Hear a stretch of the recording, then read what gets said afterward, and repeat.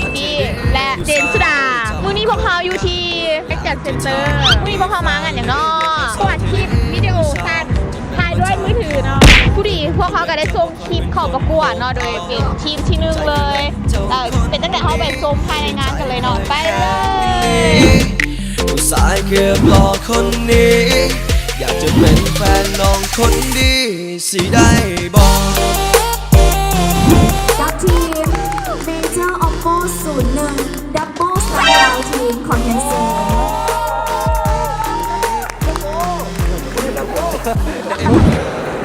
ไอ้ผมมันเลยจะทีมมันนี่ไง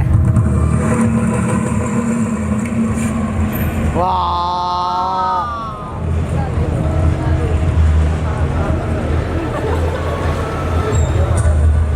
หุ่นใหญ่เหลือเกินอ่ะกล้ามดิกล้ามดิกล้ามดิเอาตายแล้วเนาะตายเนาะ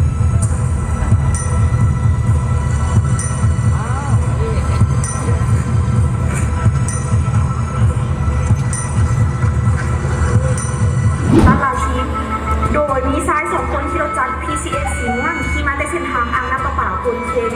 และรวมถึงไปทาง3 แยกห้างซินดาเหตุการณ์ดังกล่าวได้เป็นพลเมืองทีมตกใจกันซึ่งข้าพเจ้าก็สามารถถ่ายรูปไว้ได้ทันผมจะบอกว่าถ่ายรูปเห็นหน้าชัดๆเลยตอนนี้เพื่อนเขาต้องหาข้อมูลคือแท้งจูงใจในการก่อเหตุครั้งนี้ก็ได้เนาะ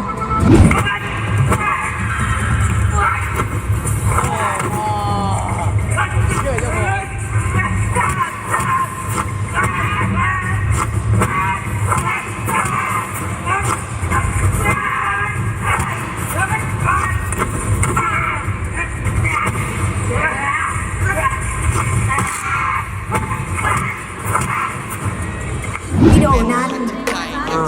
โดยแรงบันดาลใจในการสร้างเนาะและตามเลยก็คือว่าพวกเขาอยากให้คนลาวเขาพูดว่าแอคชั่นหรือว่าสตันแมนการก็สูอยู่บ้านเขาเนี่ย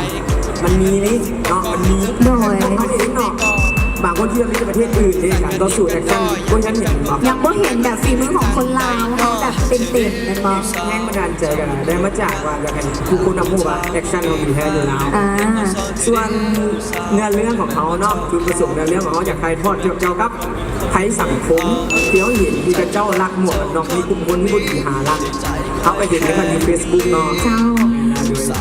แล้วก็สำคัญก็คืออยากให้รู้ว่าพวกเขาเรียนศิลปะการต่อสู้การป้องกันตัวที่พวกเขาเรียนมาถ่ายทอดให้เบิ่งที่สุดถ้าผู้ใดจะฝากลูกไปเปิดสอนว้าวอ่านเก็บภาพโฆษณาแล้วทีมงานเดี๋ยวเขาส่งบิดเก็บเงินไปตามหลังนะขอบใจเลยน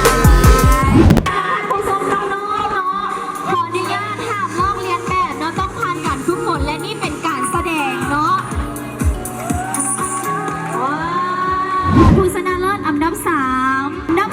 ได้แก่หมายเล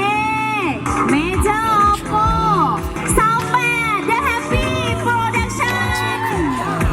และทีมที่ได้รับรางวัลชนะเลิศอันดับ2ได้แก่ Major Oppo 40 Ice Spy แล้วก็จบไปแล้วนะสำหรับการแข่งขันหนังสั้นของ Oppo และ Major ซึ่งพวกเขาสามารถย่านได้อันดับ0เขาได้ทีเนาะดีใจน้ำสำหรับทีมที่ได้รางวัลทีมเราก็ดีใจไม่ได้ทีมไม่เก่งเท่านั้นก็หมายก็มาทีมเขากับแปลว่าเขาอาจทีมก็ถึงปีนี้อาจทีมก็ถึงครับฉะนั้นเขาต้องได้ทุกคนอีกหลายเนาะทีมไปหาทีมเนี่ยไว้บนทีมเลยแท้คือประสบการณ์